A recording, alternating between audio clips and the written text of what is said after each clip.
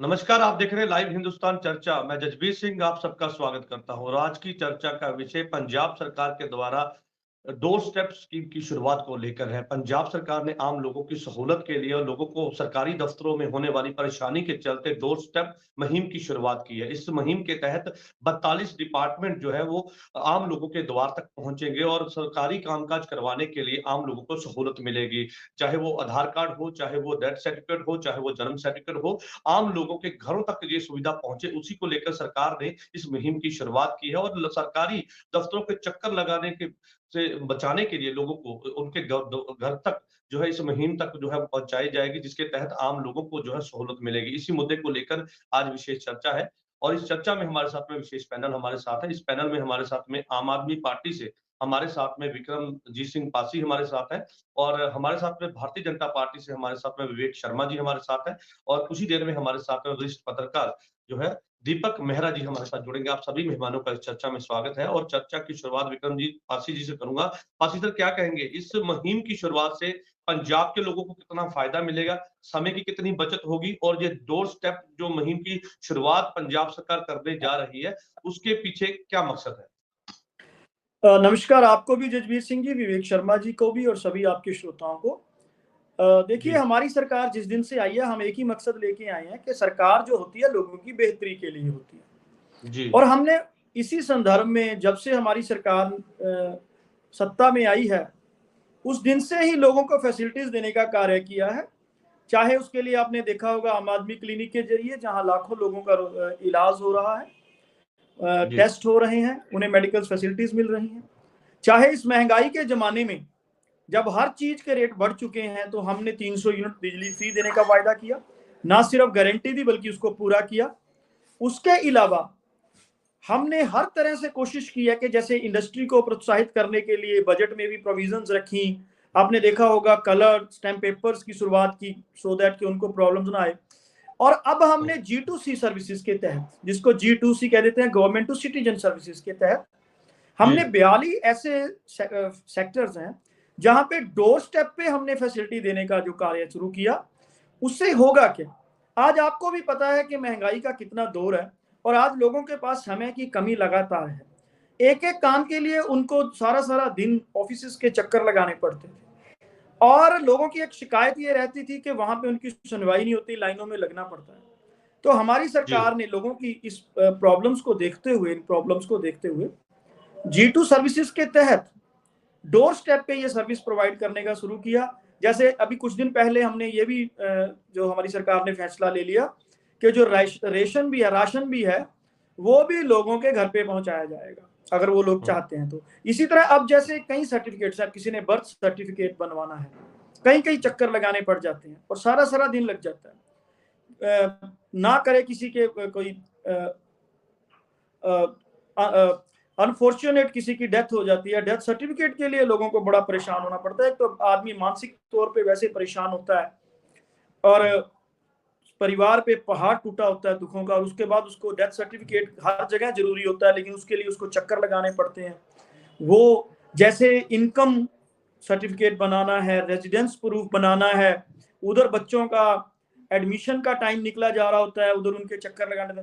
तो ऐसी चीजों से लोगों को बचाने के लिए, बड़ी दूरंदेशी के साथ लोगों की बेहतरी के लिए, सरकार ने अपनी मंशा साबित करते हुए जो ये फैसिलिटीज हैं 42, ये डोर स्टेप्स पे देने का वायदा किया। और इससे लोगों को बहुत, जहां सिर्फ समय की ही फायदा नहीं होगा, उनके एनर्जी भी बचेगी, उनका खर्चा भी बचेगा।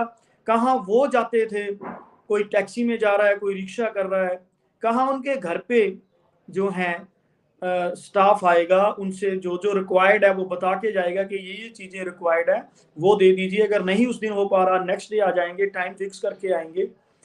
सो एक बहुत ही सराहनीय ये कदम हमारी सरकार के द्वारा लिया गया है चलिए, और बहुत अच्छी इससे बात लोगों को आपने बहुत कही कि बड़ा जहां फायदा पर होगा। आम लोगों को सहूलत मिलेगी, उनका समय के में भी बचत होगी। लेकिन ऐसे में जब इस सरकारी दफ्तरों के आम लोगों को चक्कर लगाने पड़ते थे, तो ऐसे में समय की बर्बादी के साथ साथ पैसे की बर्बादी भी होती है। लेकिन सीधे तौर पे कहें तो पंजाब के लोगों को एक सहूलत मिलेगी। चलिए ठीक है, मैं आपके पास वापस लौटूंगा। उससे पहले हमारे साथ में विवेक शर्मा जी है, भारतीय जनता पार्टी से हमारे साथ में। विवेक जी, किस किस तरह से देखते हैं सरकार के इस कदम को पंजाब के लोगों को कितना फायदा मिलेगा, और जो सरकार डोर स्टेप की बात कर रही है, जिस मुहिम की हम बात कर रहे हैं, उस मुहिम के तहत आम लोगों को कितना इसमें सहूलत मिलने जा रही है, उसको लेके आपका क्या कहना है? जसबीर सिंह जी, सबसे पहले तो मेरा ये सवाल है कि चेक एंड बैलेंसेस क्या हैं? जो सुविधा केंद्र बने हुए हैं उनका क्या होगा? जो जी। ये कह रहे हैं कि डोर टू डोर जाएंगे, घर घर जाएंगे और ये सुविधा प्रोवाइड करेंगे, तो जो एडिशनल एक्सपेंडिचर मुलाजिम का पेट्रोल पर, डीजल पर होगा उसका, तो क्या इनका पॉलिसी क्या है? सिर्फ एक पॉलिसी पेपर्स में ला कर कि हम डोर टू डोर, घर से घर, every house will be given facility, ऐसे काम नहीं होती, ऐसे सरकार नहीं चलती है।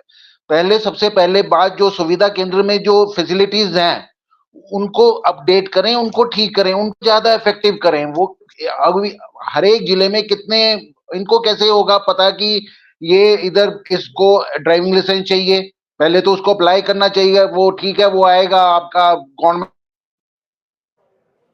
फिर आपको, आप नॉर्मल सुविधा केंद्र में चले जाओ, वहां आपका अभी भी ड्राइविंग लाइसेंस बनाने के लिए कम से कम टाइम लगता है, उसके लिए मेडिकल देना पड़ता है, उसके लिए आपको टेस्ट देना पड़ता है, आपको आधार कार्ड दिखाना पड़ता है। सिर्फ एक कागजों में 10 पन्नों की एक पॉलिसी निकालने से आपकी पॉलिसी इफेक्टिव नहीं होती, इंप्लीमेंट नहीं होती। सबसे पहले जो एग्जिस्टिंग पॉलिसीज है, उसको, जो एग्जिस्टिंग फैसिलिटीज हैं उनको अपग्रेड करें, उनको ठीक करें, उनको सुचारू तरीके से चलाएं।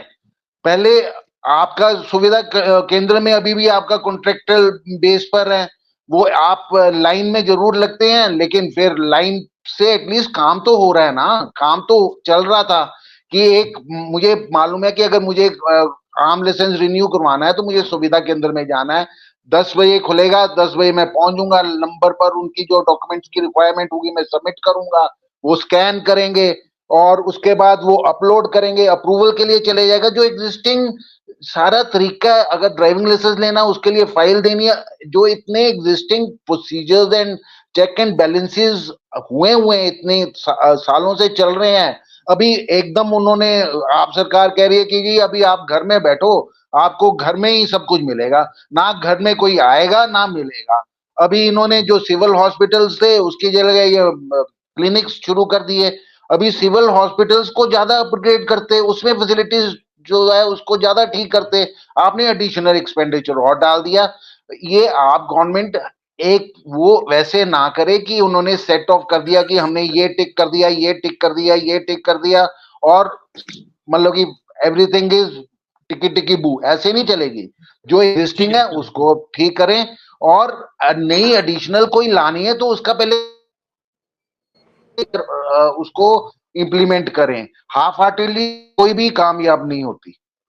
चलिए ठीक है, आपने सवाल खड़े किए हैं, तो इन सवालों के जवाब जो है वो विक्रम पासी जी से ले लेते हैं। पासी जी, सीधे तौर पे कहें तो आपने सुना विवेक जी ने सवाल खड़े किए हैं कि पहले जो आपका जो पूरा स्ट्रक्चर है उसे ठीक किया जाए, पहले के जो सुविधा केंद्र है उनको ठीक किया जाए, लेकिन ऐसे में डोर स्टेप जो आपने मुहिम की शुरुआत की है उस पर भी सवाल इन्होंने खड़े किए और ये कह दिया है कि ये मुहिम कैसे चलेगी। लेकिन जब पहले से ही आपके जो सुविधा केंद्र है या जो सेवा केंद्र है वो पहले से बंद पड़े या उसमें लोगों को परेशानी हो रही है, तो ऐसे में डोर स्टेप में किस तरह से ये कामकाज किया जाएगा, उसको लेकर उन्होंने सीधे तौर पर सवाल खड़े किए। देखिए, विवेक शर्मा जी ने सिर्फ एक विरोध करने के लिए विरोध किया है, अदरवाइज इनके जो भी इन्होंने ऑब्जेक्शंस किए या जो इन्होंने क्वेश्चंस किए, प्रैक्टिकली वो मैं सही नहीं मानता। कारण है उसका एक, कि आपको भी पता होगा कि जो सुविधा केंद्र है वहां पे सारा सारा दिन लोगों को खड़ना पड़ता है। किसी ने अगर आर्म्स लाइसेंस रिन्यू भी करवाना है तो वो पहले टोकन लेता है, फिर टोकन को लेके वो सारा सारा दिन बैठा रहता है, और जो वहां पे स्टाफ बैठा है वो बैठा वहां पे उनको फाइल्स कर रहे हैं या कुछ भी कर रहे हैं, लेकिन जो बनवाने वाला है वो सारा दिन बैठा है। ऐसे ही ड्राइविंग लाइसेंस के लिए अगर कोई अप्लाई करता है, एक बार वो अप्लाई करता है, डॉक्यूमेंट सबमिट करता है, टोकन लेता है, फिर बैठता है, फिर वेरिफिकेशन होती है।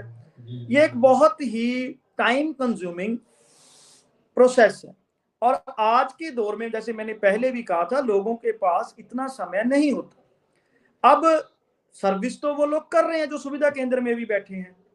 अब इस पे एक स्पेशल नंबर दिया जाएगा, जैसे कि पोर्टल होता है वहां पे वो अप्लाई करेंगे कि जैसे विवेक शर्मा जी ने ही अपना ड्राइविंग लाइसेंस रिन्यू करवाना है या मैंने करवाना है, तो मैं वहां पे उस पर अप्लाई करूंगा कि मैंने ये लाइसेंस रिन्यू करवाना है, तो वहां पे लिखा होगा कि these are the requirements, you must have such and such documents. अब सुनिए, ये कहते हैं कि वेरिफिकेशन कैसे होगी। एक बंदा ऑफिस में जा रहा है डॉक्यूमेंट्स लेके, अपना रेजिडेंशियल का फोटो कॉपीज लेके, तो वो ऑफिस में बैठा प्रॉपर वेरिफिकेशन नहीं कर पाएगा कि ये उस एड्रेस का रहने वाला है कि नहीं। लेकिन जब उसने अप्लाई कर दिया कि मैंने ये ड्राइविंग लाइसेंस बनवाना है, तो वहां पे एक लिस्ट आ गई कि आपके पास आधार कार्ड होना चाहिए, आपके पास ये डॉक्यूमेंट्स होने चाहिए, और आपके पास ये फिजिकल जो आपने टेस्ट है वो क्लियर होना चाहिए, या इस डेट पे जाके आप फिजिकल टेस्ट क्लियर कर लो। उसके बाद जब बंदा उसके पास आएगा, डॉक्यूमेंट्स कलेक्ट करेगा, उस बंदे का टाइम भी बचा जो ड्राइविंग लाइसेंस बनवाना चाह रहा है, उसकी फिजिकल वेरिफिकेशन भी होगी, उसकी रेजिडेंशियल वेरिफिकेशन भी हो गई। मैं इसलिए कह रहा था कि सिर्फ विरोध करने के लिए विरोध मत कीजिए, इसके जो पॉजिटिव पक्ष हैं, सकारात्मक पक्ष हैं, वो बहुत अहम हैं, और ये कई देशों में बहुत अच्छे से कार्य कर रही है, पहली चीज। अब दूसरी, मेरे भाई विवेक शर्मा जी ने बात कह दी कि जी इन्होंने आम आदमी क्लिनिक शुरू कर दिए, जो पुराने हॉस्पिटल्स थे या डिस्पेंसरीज थी उनका नहीं किया। तो जजबीर जी, मैं चाहूंगा कि ये थोड़ा इनका फर्क समझ लें। जो पुराने हॉस्पिटल्स हैं या डिस्पेंसरीज हैं, वो उनमें क्या था और आम आदमी क्लिनिक में क्या फैसिलिटी। पहली चीज, उनमें वो एक डिस्पेंसरी थी, एक टेबल होता था, एक कुर्सी थी, एक दो स्टाफ मेंबर था, वहां पे मेडिसिन भी प्रॉपर नहीं थी। अब आम आदमी क्लिनिक का जो बेहतरीन कॉन्सेप्ट है, जसवीर जी पिछले हफ्ते आपने भी पढ़ा होगा कि इंटरनेशनल लेवल पे ग्लोबली आम आदमी क्लिनिक को प्राइज मिला, इसको बेस्ट जो है माना गया। उसका कारण है, अगर कोई बंदा आम आदमी क्लिनिक में जाता है, उसका रिकॉर्ड रखा जाता है, कंप्यूटराइज्ड रिकॉर्ड है, वहां पे टैबलेट्स हैं, टैबलेट्स भी है, वहां पे उसका पता किया जाता है कि इसको आज खांसी थी, आज इसको बुखार था, इसका ये टेस्ट हुआ, इसको ये मेडिसिन दी। मान लीजिए वो आपके पास चेक करवाने आ गया, उसके बाद वो अमृतसर पहुंच गया, वहां पे जब उसने अपना नाम डाला, उसका आधार कार्ड नंबर डाला गया, तो पता लग गया कि हफ्ते पहले इसको ये प्रॉब्लम्स थी और ये मेडिसिन इसको दी हैं। तो ये एक बेहतरीन मॉडल है। लेकिन होता क्या है कि क्योंकि बाकी पार्टियां, चाहे वो विवेक शर्मा जी की पार्टी भाजपा हो या कांग्रेस हो, वो इतना ना बढ़िया सोच रख सकी, ना कर पाई, तो फिर कमियां निकालने की बात हो जाती है। तो सिर्फ विरोध करने के लिए विरोध नहीं होना चाहिए, विरोध भी सकारात्मक हो, क्योंकि है तो हमारा ही देश, हमारे ही लोग, हम सभी हैं तो एक ही देश के वासी। अगर अच्छी चीज है तो अच्छी कहेंगे, मैं आपकी बात से इत्तेफाक रखता हूँ, बिल्कुल आपकी बात से इत्तेफाक रखता हूँ। विवेक जी के पास वापस लौटूंगा। विवेक जी वो कहते हैं कि विरोध करने के लिए विरोध मत कीजिए, अगर इसमें कुछ खामी है तो वो बताइए। लेकिन ऐसे में सरकार जिस मुहिम को शुरुआत करने जा रही है, जिसकी शुरुआत आम लोगों के साथ जुड़ी हुई है, क्योंकि आम लोगों के घर पर जब ये डोर स्टेप के तहत उनको सर्विस दी जाएगी तो सीधे तौर पर लोगों को फायदा भी होगा। ऐसे में उनके एक ही समय पर वेरिफिकेशन भी होगी, जो डॉक्यूमेंट है वो भी चेक हो जाएंगे। तो ऐसे में तमाम तरह के समय के साथ, क्योंकि बार बार अपॉइंटमेंट लेके जब वो पहुंचते हैं, पूरा दिन बैठना भी पड़ता है, समय की बर्बादी, पैसे की भी बर्बादी है। लेकिन ऐसे में जब वो अपनी अपॉइंटमेंट अपने घर पर ही बुक करेंगे तो सीधे तौर पर फायदा मिलेगा। वो कहते हैं कि आप विरोध के लिए विरोध मत कीजिए, लेकिन अगर सरकार ने कुछ अच्छा स्टेप लिया है तो उसका आपको स्वागत करना चाहिए। जजबीर सिंह जी और विक्रमजीत पसी जी, विरोध करके नहीं है, अभी डाउट्स है पब्लिक के, हर एक के आदमी के, आपके खुद के में भी डाउट्स होंगे कि ये इंप्लीमेंट होगी तो होगी कैसे। मैं आपको एक उदाहरण देता हूं, अभी मैंने ड्राइविंग लाइसेंस, एक एग्जांपल दे रहा हूं, मैंने ड्राइविंग लाइसेंस मेरा एक्सपायर हो गया, मैंने नया ड्राइविंग लाइसेंस बनाना है। अभी मैंने पोर्टल में कर दिया, मैंने नया या एक्सपायर हो गया, या कोई जिसने नया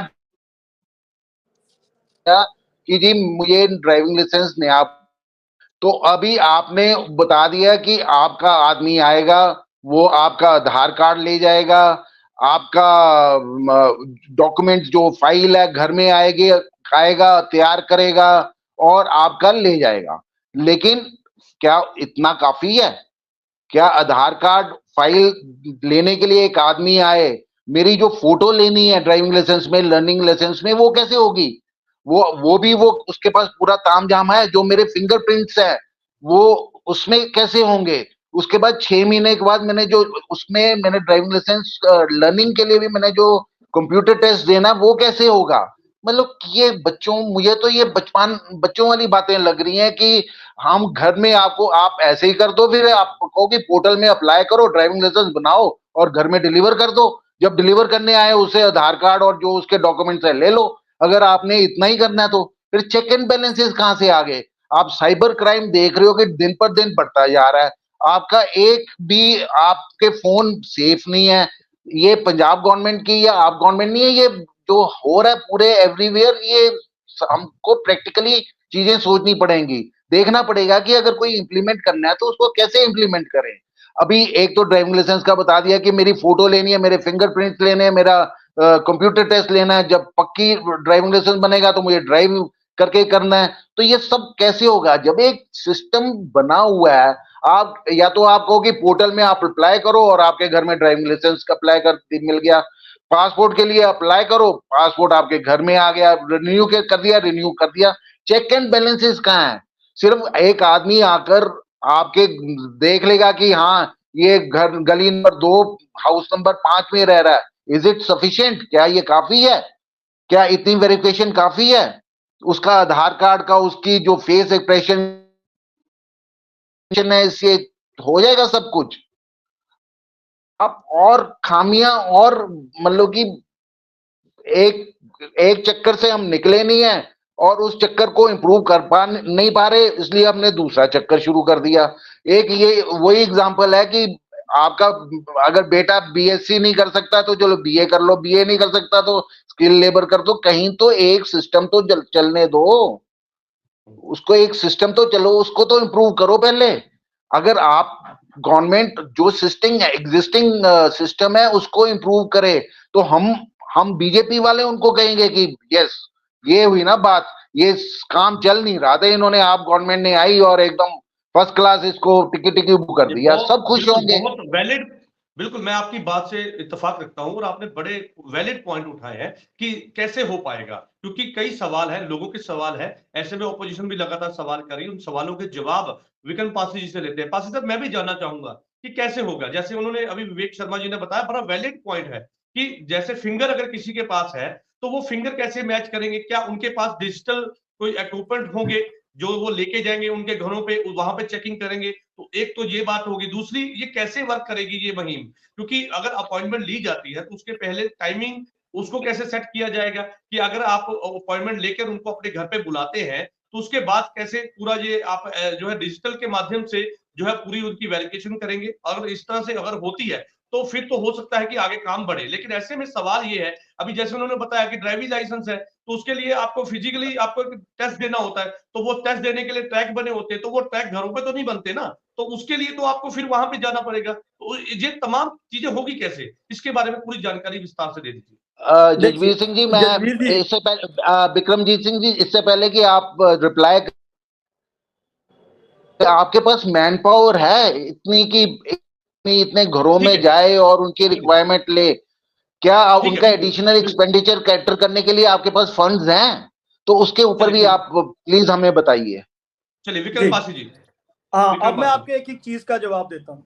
पहली चीज, जैसे आपने कहा कि ड्राइविंग लाइसेंस बनवाना होता है तो फिजिकल जो है टेस्ट लिया जाता है, तो वो फिजिकल टेस्ट तो होगा, लेकिन क्या जिस दिन फिजिकल टेस्ट होता है उसी दिन ड्राइविंग लाइसेंस बन जाता है जो पहले सिस्टम चला आ रहा है?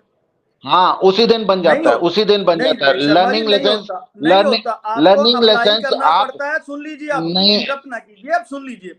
आपको अप्लाई करना पड़ता है, आप जाते हो, अप्लाई करते हो, फिर डॉक्यूमेंट सबमिट करते हो, फिर डेट मिलती है फिजिकल टेस्ट की, फिर आपको जो है दोबारा बुलाया जाता है, फिर आपको ड्राइविंग लाइसेंस मिलता है। ये प्रोसेस है। अब जो पिछले 2022 में 1,16,00,000 ऐसी जो ट्रांजेक्शन हुई हैं एसेंशियल सर्विसेज में।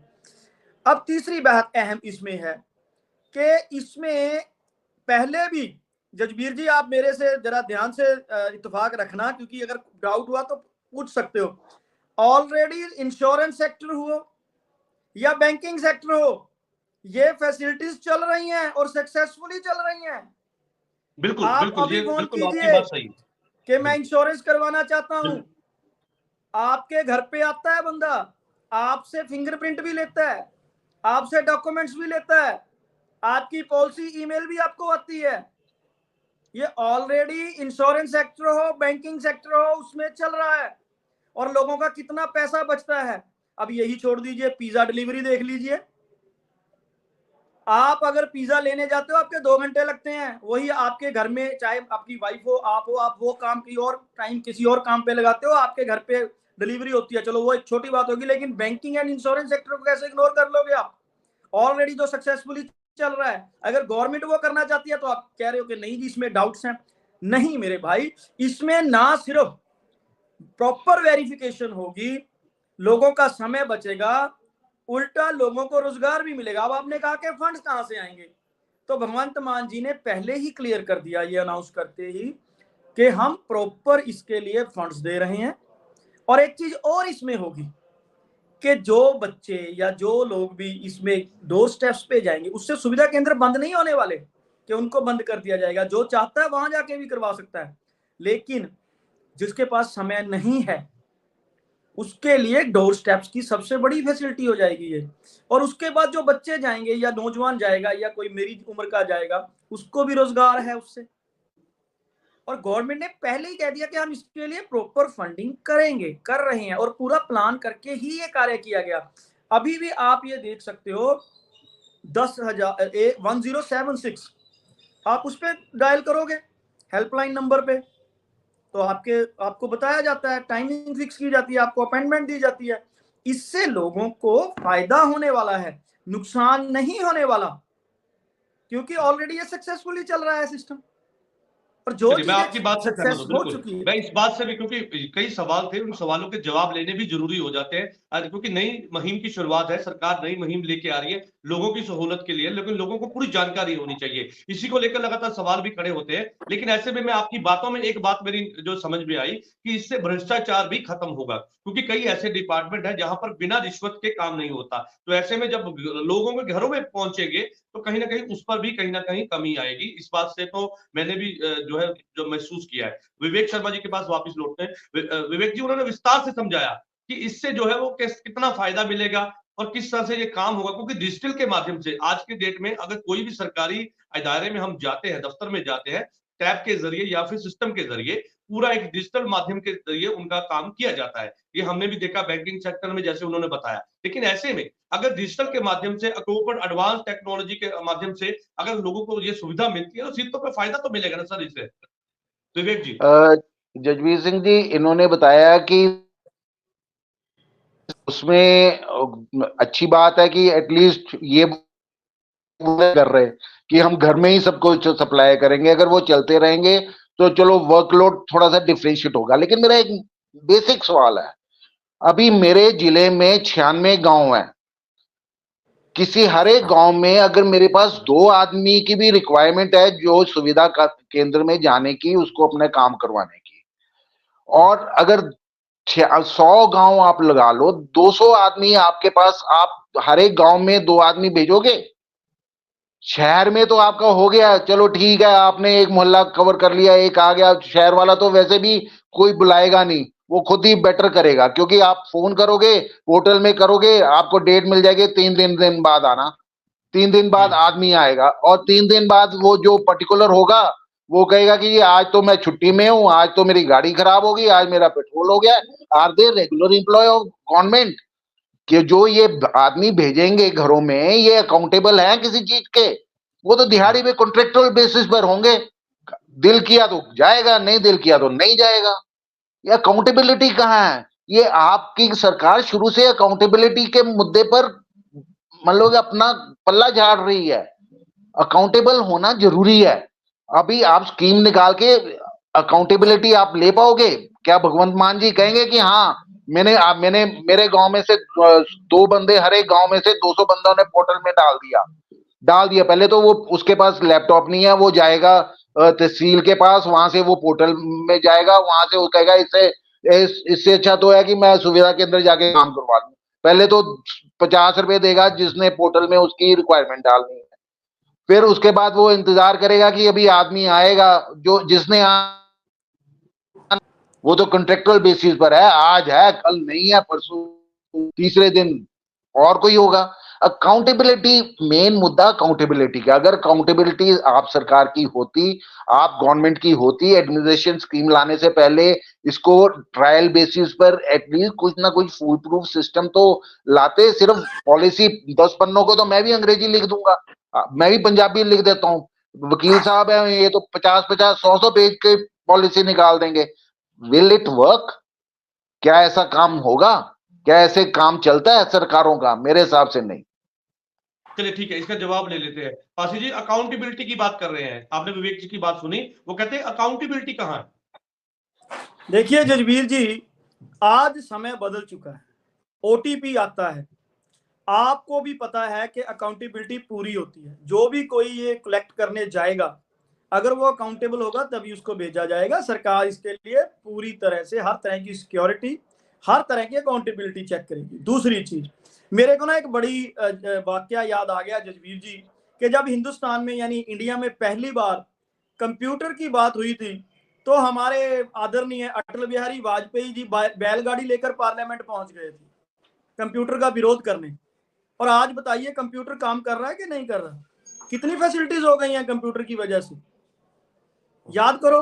दूसरी मैं आपको याद करवाता हूं, उससे पहले मैं एक जगह पढ़ के हंस रहा था कि जब भाखड़ा डैम बनना था ना जी, कि बिजली पैदा की जाएगी, तो एक राजनीतिक पार्टी के लोगों को कह रहे थे, किसानों को, कि जी ये मत बनने दो, इसमें से जब बिजली निकाल लेंगे तो पानी फोका रह जाएगा।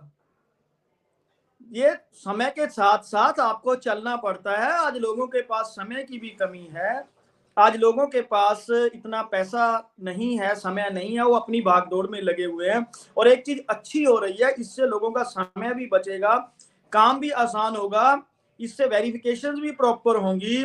इससे अभी जब फर्जीवाड़ा चल रहा है, अभी तो चलो ये हमने शुरू नहीं किया था, आज से पहले क्या सारा कुछ सही चल रहा था?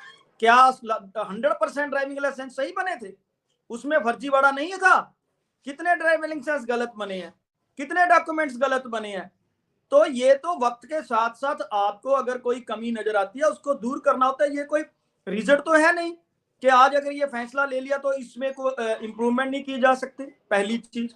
दूसरी चीज, एक सराहनीय स्टेप है, जो इसको एक्सेप्ट कर रहे हैं लोग भी खुश हो रहे हैं इस चीज से कि हाँ बिल्कुल सही स्टेप है। और ये हमारे देश में तो लोग डिमांड नहीं करते, आप यूरोप में चले जाओ, अमेरिका में चले जाओ, इस चीज की डिमांड आती है। अब इन्होंने कहा कि आपके पास इतने बच्चे होंगे गांव के लिए, तो कोई भी स्कीम है वो स्टार्टिंग की जाती है पहले एक पर्टिकुलर एरिया में।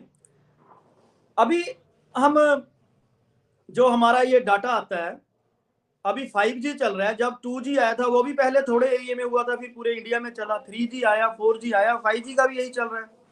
तो जैसे जैसे टाइम चलता है वो पूरी तरह कामयाब होना शुरू हो जाता है, हर जगह पहुंचने लग जाता है।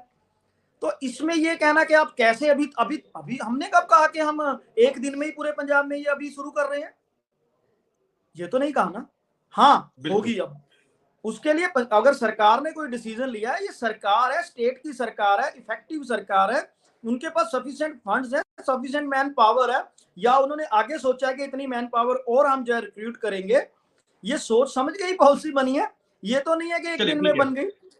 बिल्कुल, और सक्सेसफुली मैंने आपको बता दिया कि पॉलिसी बनाई है। ठीक है विवेक चल रही है, ठीक है, तो हम विरोध ना करें। विवेक जी, जगबीर सिंह जी, मेरा एक है, मुझे इन्होंने पॉलिसी बनाए, नई पॉलिसी है, लागू करें ना करें, जब लागू होगी ग्राउंड में हमें भी पता लग जाएगा, आपको भी पता लग जाएगा। लेकिन मेरा एक है कि जो एग्जिस्टिंग फैसिलिटीज हैं उनको क्यों नहीं इंप्रूव कर रहे? उनको वहां पर जब आपके पास सारा इंफ्रास्ट्रक्चर तैयार है, आपको एडिशनल काउंटर्स खोलने हैं, एडिशनल फैसिलिटीज देनी है,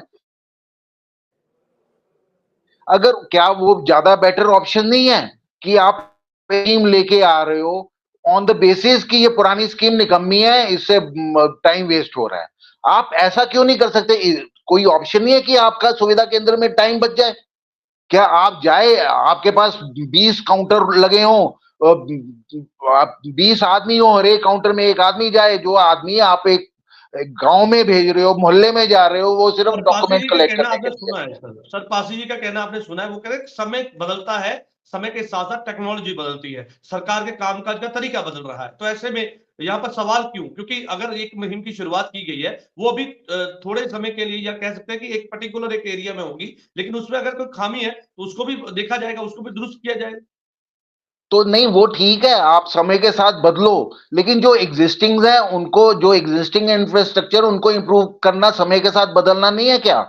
क्या वो उसमें उसको बंद, उसको कहना कि ठीक है जो चल रहा है चलने दो, अभी नई स्कीम है, जो आपके पास एग्जिस्टिंग है उसको तो इंप्रूव करके दिखाओ पहले, ताकि आप मेरे जिले में ही ले लो, आप फिरोजपुर में ही ले लो, वहां आप अभी ये आप डोर टू डोर मत करो, एक आप फरीदकोट जिला ले लो, एक फिरोजपुर ले लो, एक में डोर टू डोर कर दो, एक में आप सुविधा केंद्र इंप्रूव करके देख लो, आपके पास सामने रिजल्ट आ जाएगा। स्कीम्स निकालने से नहीं, उसको एग्जीक्यूट करना बहुत जरूरी होता है।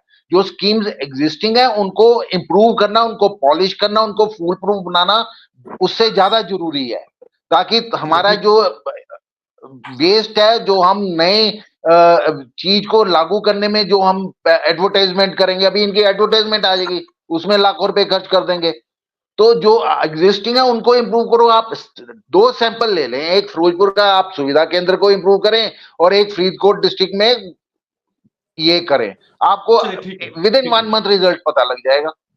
चलिए ठीक है, जब इसकी शुरुआत हो रही है उसके बाद देखा जाएगा कि लोगों को कितना फायदा है। लेकिन ऐसे में सरकार सीधे तौर पर इस मुहिम के तहत ये कहती है कि लोगों को सीधे तौर पर फायदा मिलेगा, क्योंकि कई कई बार ऐसा होता है कि लोग गांव से उठते हैं और शहर में आते हैं, अपने कामकाज के लिए सरकारी दफ्तरों के चक्कर लगाते हैं, लेकिन उनका काम तब भी नहीं हो पाता, पैसे की बर्बादी के साथ साथ समय की बर्बादी भी होती है। लेकिन ऐसे में सरकार ने आम लोगों की सहूलत के लिए इस मुहिम की शुरुआत जो है वो करने जा रही है, ताकि लोगों को सहूलत मिले, क्योंकि लोगों के साथ सरकार के जो है कई वादे थे, तो उन वादों को पूरा करते हुए पंजाब सरकार इस तरह की मुहिम को आगे ला रही है, इस तरह के कदम उठा रही है, ताकि लोगों को सीधे तौर पर सहूलत मिले और आम लोगों के समय के साथ उनकी जो है पैसे की भी बचत हो। समय की मेरे पास कमी है, इस चर्चा को यहीं पे समाप्त करना होगा। कल नई चर्चा में आपके साथ फिर से जुड़ूंगा, तब तक के लिए दीजिए इजाजत। धन्यवाद।